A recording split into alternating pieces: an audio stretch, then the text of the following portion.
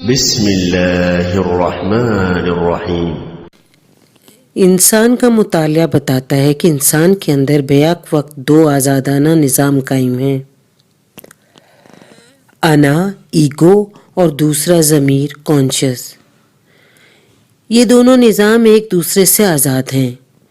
انسان کے اندر انا کا نظام پوری طرح آزاد ہے اور آزادی کے تحت وہ جیسا چاہے اس کے مطابق فیصلہ لے سکتا ہے، یعنی صحیح بھی اور غلط بھی۔